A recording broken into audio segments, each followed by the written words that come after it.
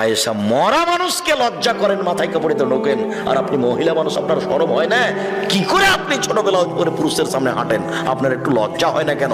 কি করে আপনি মাস্টার ডিগ্রি পাস মহিলা, আপনার মাথায় কাপড় নিয়ে দিন রাত ঘুরে বেড়াচ্ছেন, আপনার একটু লজ্জা হয় না কেন? শরম হয় না কেন? হায়া হয় না কেন? আপনার স্বামী কা পুরুষ একটু বলে না কেন? আপনার বাপ কা পুরুষ একটু বলে না কেন?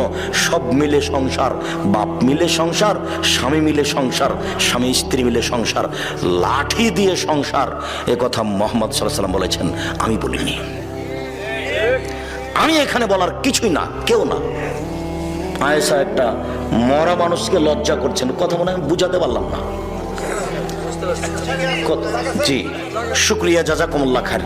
আপনি কথাটা স্মরণ রাখেন, সময় আপনি বলতে পারবেন যে বিষয়টি এরকম। সম্মানিত দিনী ভাই বোন, আমরা এই অংশে খুব তাড়াতাড়ি এসে আরেকটা ছোট্ট অংশ বলে শেষের অংশের দিকে যাচ্ছি। আরেকটা অংশ হচ্ছে এই, রাসূল সাল্লাল্লাহু আলাইহি ওয়াসাল্লাম বলেন, মান কানাত লাহু ওয়ালিদা ফাআল্লামাহা ফাহসানা তালিমাহা ওয়া আদাবাহা ফাহসানা তাদিবাহা।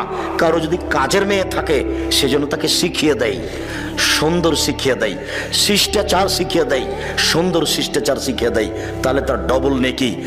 ছেলে মেয়েকে তো পড়াতে হবেই, কাজের মেয়েকে পড়াতে হবে, কাজের মেয়েকে শিষ্টাচার শিখিয়ে দিতে হবে। আমি আর আপনি বুঝতে পারলাম না শিষ্টাচার কাকে বলে।